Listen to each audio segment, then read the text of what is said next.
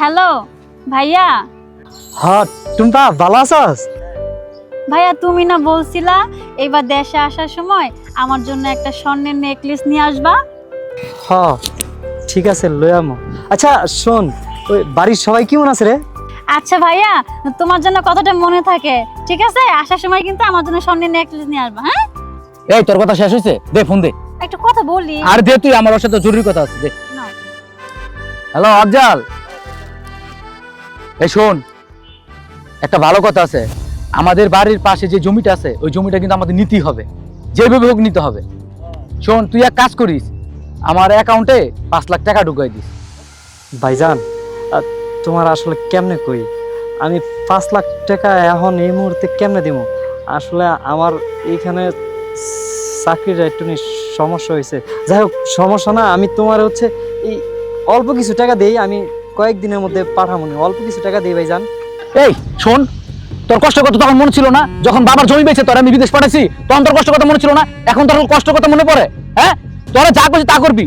তুই এই মাসে 5 লাখ টাকা পাঠাবি, কিভাবে পাঠাবি আমি সেটা জানি না, ঠিক আছে? জমিটা আমার নিতে হইব, আমি এই জমিটা দিয়ে আমি একটা 5 তলা বাড়ি করবো, এটা আমার স্বপ্ন। তুই কিভাবে দিবি আমি সেটা জানি না, যেভাবে হোক তুই 5 লাখ টাকা আমার পাঠাইতে হবে, ঠিক আছে? ঠিক আছে ভাইজান। ভাইজান টুম্পার একটু দিবা, ওর লাগে একটু কথা কমো। এই ধর কথা কো। হ্যালো ভাইজান। টুম্পা তুই ভালো আছস? হ্যাঁ ভাইজান, আমরা অনেক ভালো আছি, তুমি ভালো আছো? আচ্ছা আমি তো ভাইজানকে কিছু কইতারি নাই, কারণ ভাইজান আমার বড় ভাই মানুষ, ওনার লগে এত কিছু কইলে বেয়াদবি হয়ে যাবো না। আচ্ছা তুই তো আমার ছোট বোন, অনেক আদরের ছোট বোন, তুই একটু ভাইজানরে বুঝাই কবি।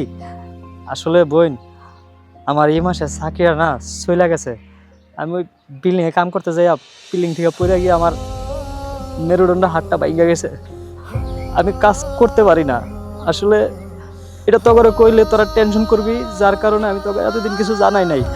এক কাজ কর না, ভাইজান একটু কস না। ভাইজান ছোট ভাই এই সমস্যা হয়েছে, ভাইজান এত টাকা দিতে পারবো না, একটু কম দেখ, আমি পরবর্তীতে আস্তে আস্তে দিয়ে দিমু, তোরা এটা নিয়ে কোনো টেনশন করিস না। আরে ভাইজান তুমি এগুলো কি কইতাছো?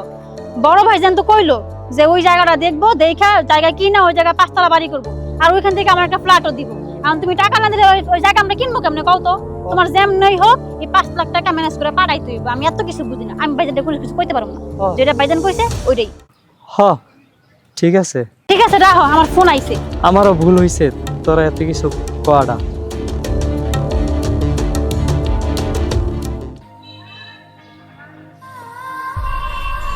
হায় রে আমগো প্রবাসীর জীবন, আসলে আমরা মানুষ না, আমরা মনে হয় টেহা কামানোর মেশিন। নিজের পরিবার আত্মীয় স্বজন কেউ আমগো কষ্ট বুঝতে চায় না।